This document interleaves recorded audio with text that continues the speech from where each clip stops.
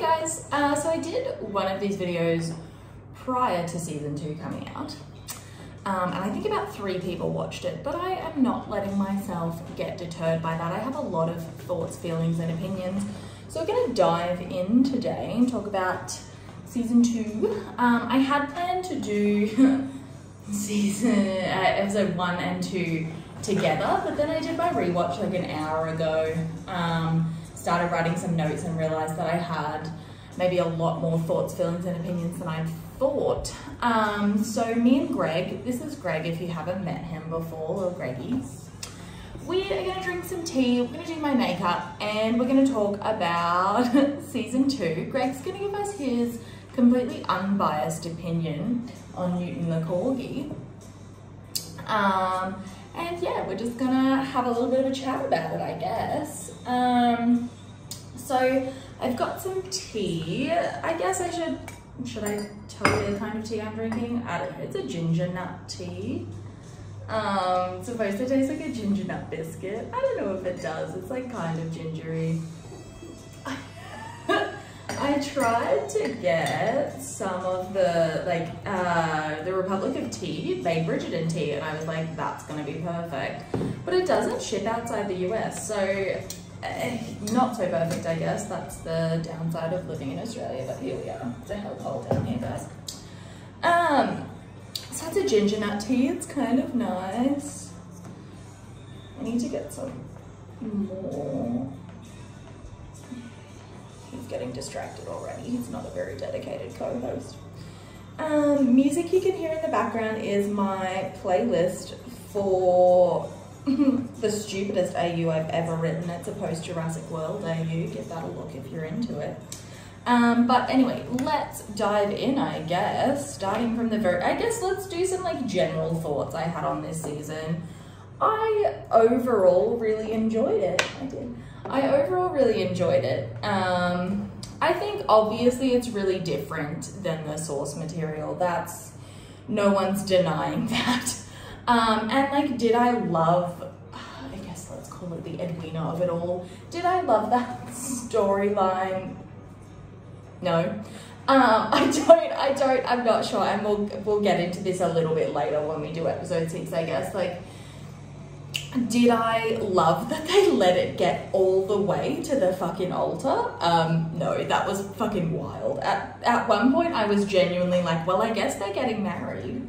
You need to cool it.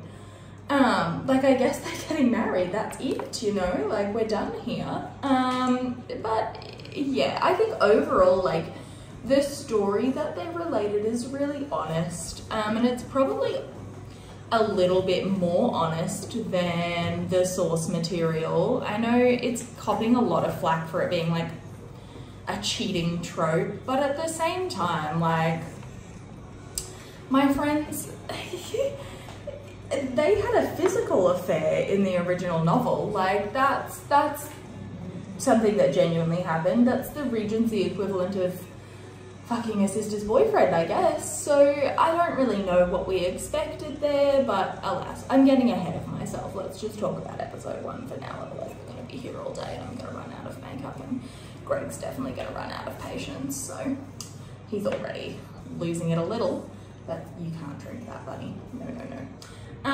So I guess like episode 1, it starts with like a really cute scene. I think like most of us really enjoy the show for the family dynamics of it all. And I think this was a really good way to showcase, one, like how nervous Eloise is about this upcoming season, and I think her and Anthony, like, in a really funny way, even though they don't notice it, and she does like lean on Benedict like a lot more. I think at least at the beginning, like, her and Anthony end up being like really in this weird parallel situation where we're like, we hate this, let's go. Like, I think that's really funny. I have to say, Penelope is being a lot more,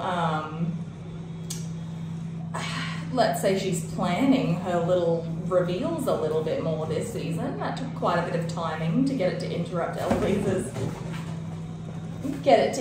Eloise's debut. I guess, yeah. I think right off the bat we know what Anthony's looking for in a wife. He's looking for someone who's tolerable, dutiful, has childbearing hips and at least half a brain. Like, well, I mean, that's romance for you guys. I feel like men are still looking for that in the 21st century. Like, what? Has anything changed? No. I do think it was, you know, really cute. I always love seeing little Greg. Okay, you're gonna have to go down. I always love seeing little Greg involved, and I think we got to see him a little bit more this season, which was really cute. I love that he's taking to dancing. I really want them to do all 8 seasons, because if you know me and you've read anything by me, you know that On the Way to the Wedding is my second favourite Bridgerton book. It's very cute, I think, and I love the melodrama of it all. Can you get down? Okay. So I love the melodrama of it all, I guess, and I think, yeah, I'd really like to see all 8 seasons, but again, I'm digressing. So, I mean, Julie Andrews, I always love hearing her voice. I think genuinely she's the world's ideal grandmother. Like, we all saw her in the Princess Diaries and we were like, this is the shit. So it's always delightful, and that's like genuinely one of the reasons why I don't see them wrapping up this Whistledown plot after season 4 if they continue on past that. I think, like, you don't fire Julie Andrews, man, she fires you. So I think we're going to keep seeing this Whistledown plot, but I really enjoyed this montage of Anthony trying to look for a wife, and it's kind of like he's interviewing. It's like a job that he's interviewing for, like he's looking for a new maid. And it was kind of, I guess, clever to parallel it with all of his responsibilities, because it kind of shows you right off the bat he views marriage and he views this as just another one of his responsibilities to tick off the list. It's something else that he's going through the motions for. He's not really interested in getting married, and if he had his way, he probably wouldn't at all. But I think, you know, he's and I wondered, like, rewatching it this morning, like, what did he want to hear from these girls? Like, he's looking at them asking how many children they want, and then he just kind of stares at them while they try to give an answer. And I guess the point is he's more maybe looking for someone that's gonna stick to what they want. I don't know what he's looking for there.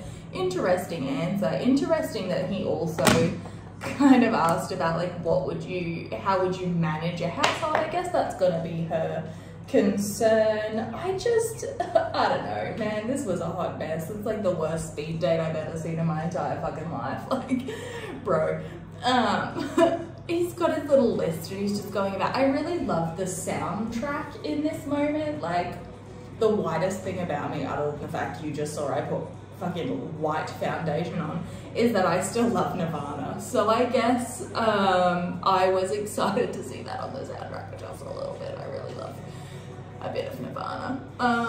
But I think, so we see all of his duties, and then immediately as he's running away from his little brothel hookup, like, I mean, that's a choice. He's running away from his little brothel hookup, and immediately he runs into Kate. And I think there's a really interesting comment to be made there, in that, like, she is, from the very first time we see her, she is running away. She's quite literally running away from everything that's going on in her life. She probably feels a lot of anxiety around the fact that,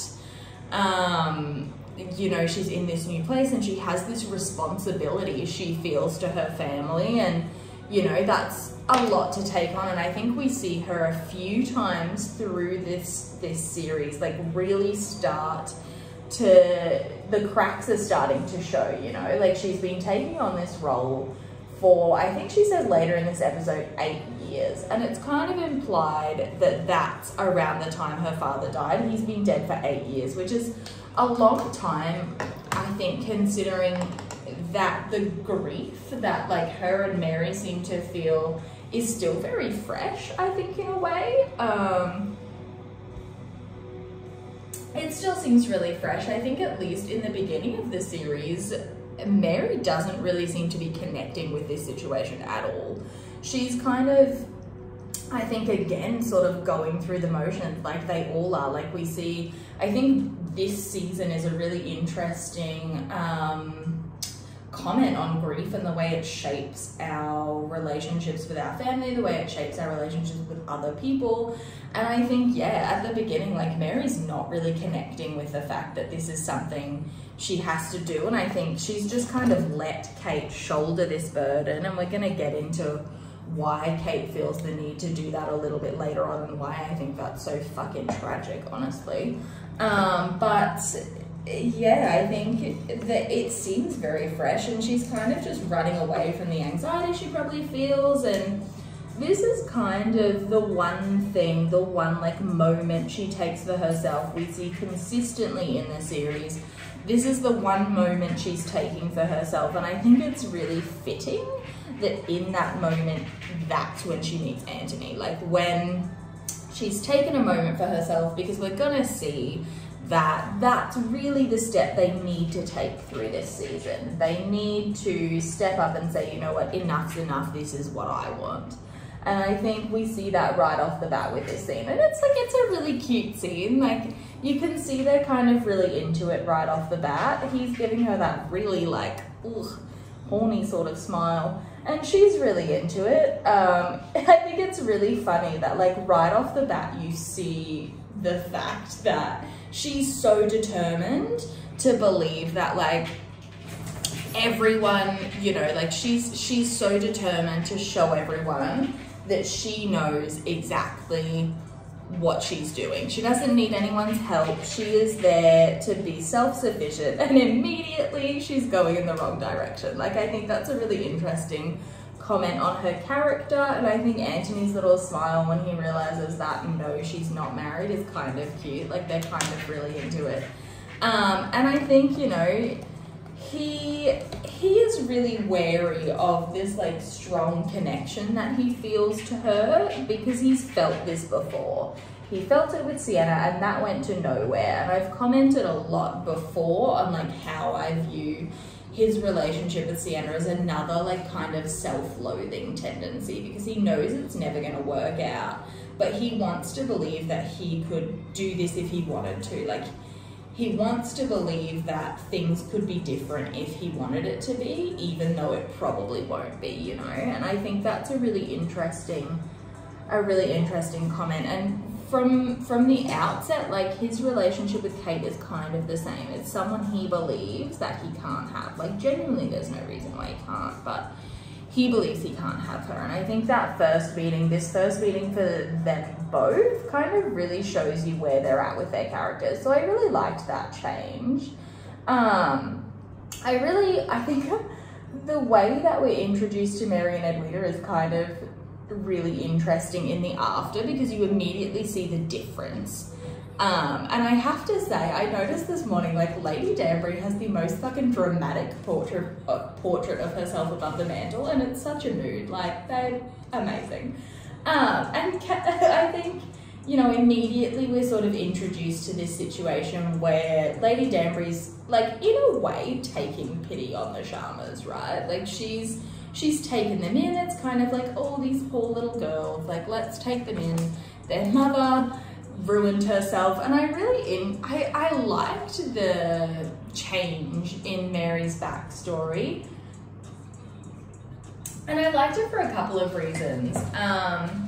I think because it's really internalized Kate's trauma in a lot of ways, and I think the show has copped a lot of flack for, I haven't even planned what I'm going to do with my eyes today. The show has copped a lot of flack, I think, for taking away a lot of Kate's trauma, and I'm not sure it really did that. Like, I don't really think I feel that way.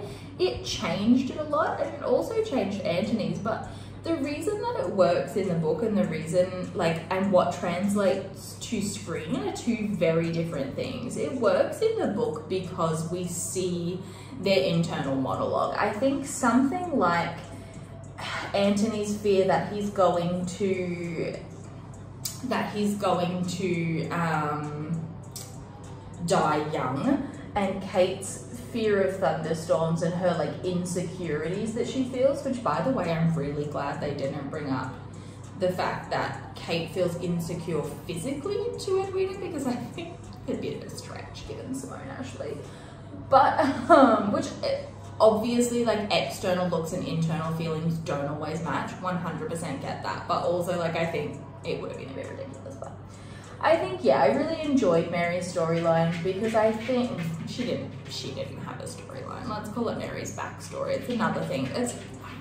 That's probably my biggest criticism of the show, and we're gonna get into that, I think, in later episodes. But I think that I really enjoyed her backstory because I think it adds a few more layers to Kate's sort of, you know, sort of trauma. And immediately we kind of see this a little bit, I guess, of the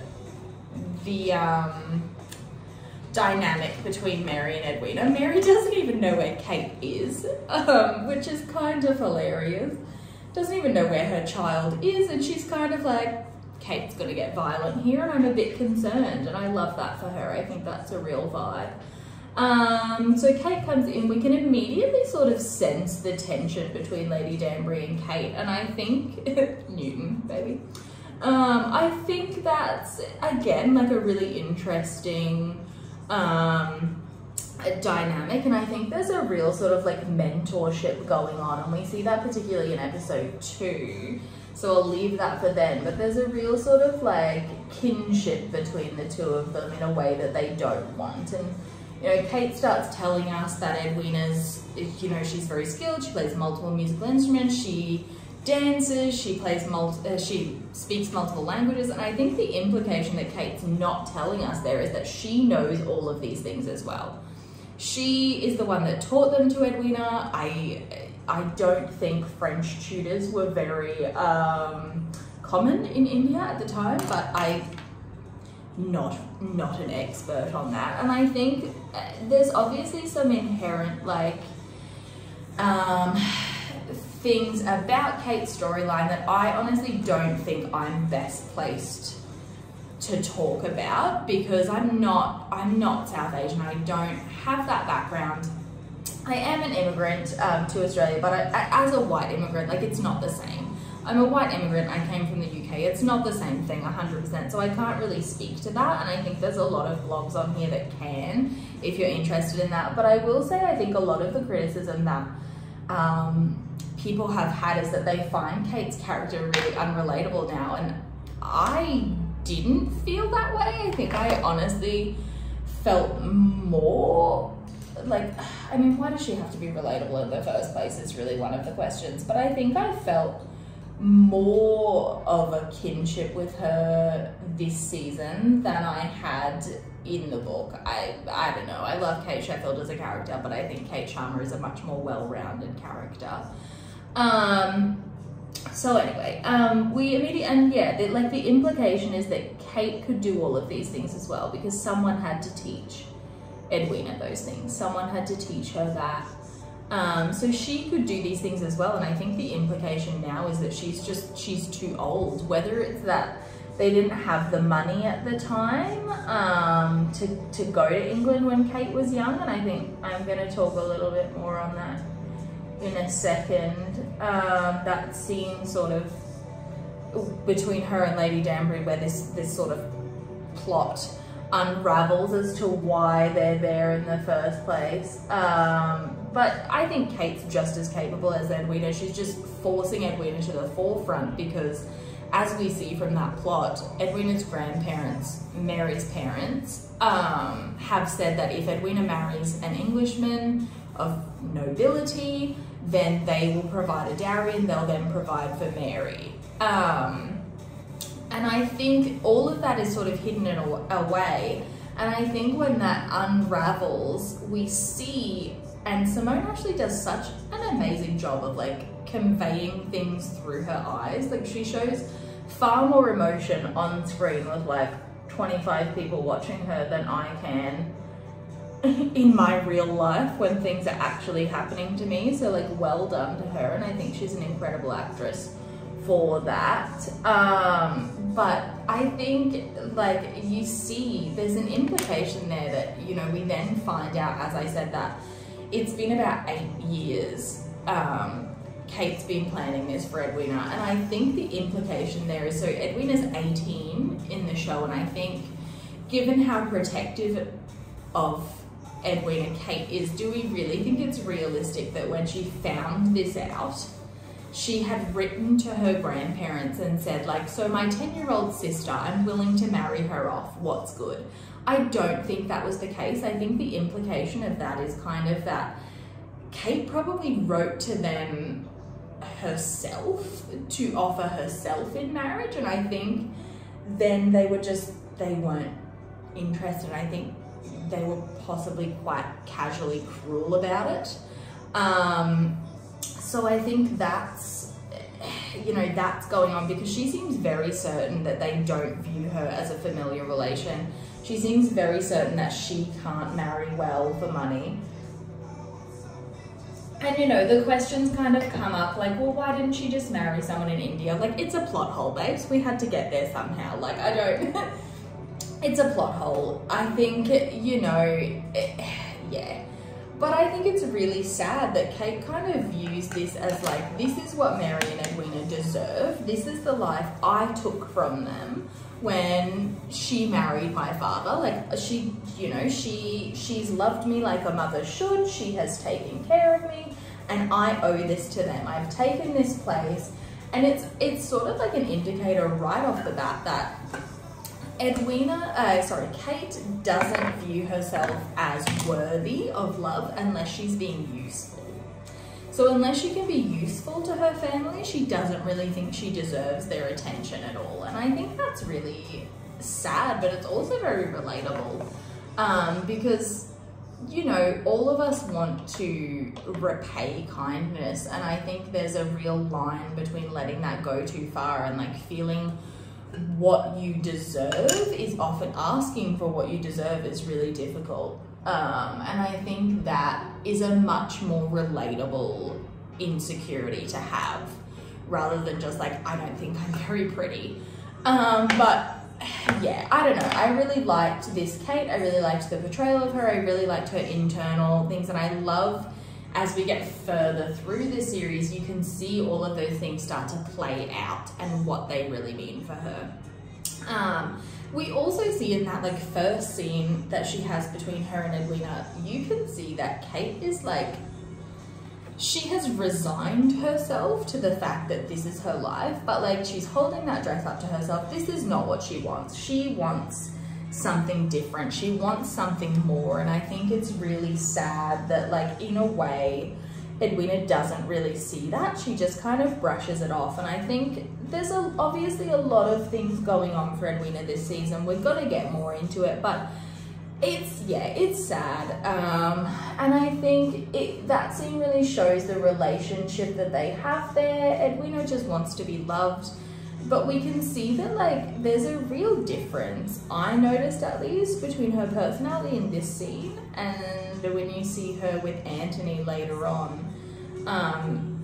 Yeah, I think it's really interesting that when she's announced as the Diamond, Anthony gives his standard interview questions. How many children would you? Look how fucking much highlighter I put on there. Anyway, you can see Anthony does his standard interview questions, and I think it's really interesting that the thing that gets him to stop is the personality that Kate has enforced on Edwina.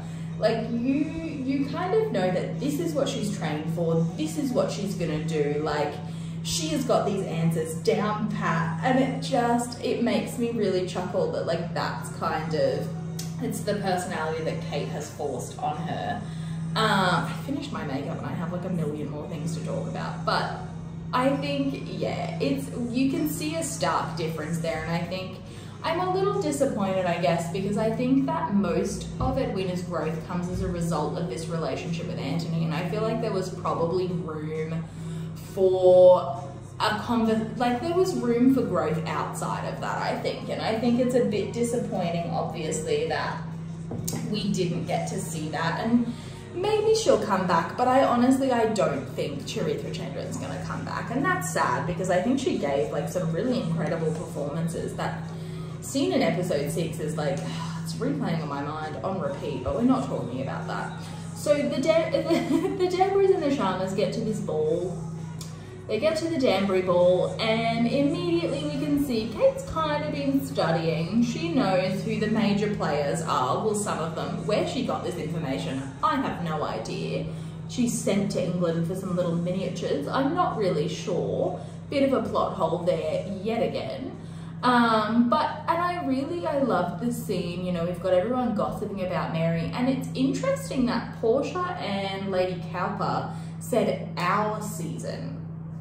Lady Mary was the incomparable of our season, so I think we're being led to believe that they're around the same age, which seems wild. I don't know, they just seem a lot older. I'm just not sure if it's the way Shelley Conn is. They seem a lot older, but anyway, they know one another. Everyone seems to know Mary, and I think there's that really cute moment, obviously between like Benedict and Eloise, where you can kind of see he's gonna step in and be her protector this season. He's gonna run interference on all the boys, which like honestly, Violet and Eloise this season was my mum and me at parties.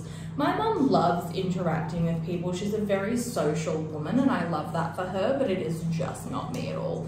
But she loves to sort of drag me into these little events because yeah, my stepfather doesn't want to go, so I get to go. Disaster.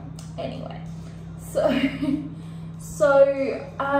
Yeah, and Violet obviously announces that Antony's looking, which if no one knew this, why did they think he was interviewing all of these women? I've got a lot of questions about that, but that's not really the point of the show. And you see that really cute moment where Kate like can't help herself from saying that she recognizes Antony. She's kind of like, oh, there he is, look at that little cutie. And I think there's this really soft smile that Mary gives her when she says he's handsome, and I think that's really sweet. And you can see her kind of watching Antony from behind her pot plant, which, huge move. But she kind of like, she's sort of chuckling at him, she's smiling, and I think she sort of like, you can see that when they met, she thought he was handsome, and she thought he was a bit charming, and like, she goes outside, she now knows that he's like the kind of man that Edwina's looking for, but like she doesn't make that move to follow him outside for Edwina. I'm certain she doesn't. She goes out there to definitely make a comment about the fact his dancing is as poor as his horsemanship. Like, I just know it. She followed him out there and she was gonna flirt with him, and then Antony immediately is the most foul man on the planet, completely crushes her little heart, and I just feel like, you know what, girl, you should have said much worse to him. Like, that was awful. Oh, you fucking dick. Like, I just watched it and I thought, oh, Antony, you foolish moose. Like, boy, that just wasn't it at all. Good breeding stock, foul. And I think that really like reinforces what she probably already knows from the Sheffields, and we see that later. It's this idea that like Edwina deserves this. Edwina deserves to be the Viscountess. She's an Earl's granddaughter, Kate is not. She deserves this, Edwina doesn't. So she needs to put what she wants aside and go after this for her sister. And obviously there's a lot of comments to be made on the fact that this isn't really what Edwina wants, or, you know, she thinks she does at the time, but she's kind of been manipulated, and they're all kind of being manipulated by society in a way. But it is what it is. I think, you know, yeah, that's a really brutal moment, and I think that's Kate realizing again that like she's here for her family, she's not here for herself. She needs to stop, and I think that's why she's so upset. And I really love the way she just completely brushes past Violet, and it's exactly the way that like echoes later on when Daphne says that she always imagined Antony would end up with someone more like him, and Violet says like, you know, or someone sharp and like a little too exacting, and that's like exactly what you see in that moment, is Kate just being like, yep, sure, I'm going. And I think, I don't know, we didn't get as much like Kate and Violet as I would have liked this season, but I guess maybe that's coming in later seasons, I hope so. Yeah, I think, yeah, the dynamics are there right off the bat, and it sets up this like really contentious relationship, but really it starts from the fact that Kate is disappointed in herself because for a moment she let herself want something else and it was awful. So she's back on her, this is what my family needs bullshit. Is it what she really wants? No. I mean, she wants Edwina to be happy, obviously, but she doesn't. She can be happy when her family's happy, basically. And I think that's really sad. It's something that plays in later because, yeah, I don't know. And I think we've all felt like that at times. I know I have, but yeah. I guess, you know, the other plots, I think these videos are going to obviously mostly focus on the Anthony and Kate of it all. The Lady Whistledown plot, I mean, you guys know I'm not really a fan of how much that is in the series. I think there's a lot to be said for how it plays out. I think though, what I did notice this season and what comes in this very first episode is that Penelope really cares what Eloise thinks about this. And it almost feels like a lot of the time she's doing this to please Eloise. And I think that's why at the end of this season, she does get so upset. But I think this sets up, you can see that like Penelope is not as happy with her life as a wallflower as she would want people to believe she is. And I think, yeah, I think it sets up for a really interesting dynamic later. But I wish that they had not focused so much on the Featheringtons. I think Mr. and Mrs. Cheese, as we all know, OTP. Prudence, you were so close to figuring it out there with your writing and you just couldn't put the little piece together, which is a huge move. I hope she gets a spin-off show. But I think the Featheringtons in general, Jack, I don't really have anything to say about him this episode. He just kind of showed up, I guess, you know. So I think, yeah, episode 1, there's definitely a lot more than I thought to unpack. I've been talking for 32 minutes about this. I think, yeah, overall I really liked this season. I think this episode set it up really well. There's obviously a lot of new, I think this is like a rare situation where I feel like the show brought more nuance to it than there actually was in the original book. And I think it's not, I think it's just the way it needs to be presented, because some things without an internal monologue, like I said, they just don't translate well on screen, and I think that's kind of where we end up here. But yeah, I think obviously, yeah, I think there's a lot to be said for the fact that Kate's trauma is still very much there, and you can see it in a lot of her actions. We're going to unpack that. But yeah, I think the episode leaves us in a really interesting place, where we're just kind of waiting. We're just waiting to see what's going to happen. But there's a really interesting scene, the very last thing I'm going to talk about. There's a really interesting scene between Anthony and Violet there, I think, that I skipped over, and I'm gonna go back to it. But it's when, you know, we see Madame Delacroix come in, and then Anthony leaves, and he talks to Violet about the fact that he needs to find the perfect wife because this is his duty. And it really reinforces again the fact that, yes, I know, it really... Greg has some thoughts. It really reinforces, I think, again, that he's not doing this for himself, and that's one of the reasons why he's looking for the diamond. He's looking for the perfect wife because this is his duty to his family, and marriage is a duty for him. It's not going to be anything more than that. So I think even when he meets Kate and he feels this pull to her, he's not going to go to it because he's, like I said, he's felt this before. It was a disaster. He's not doing it again.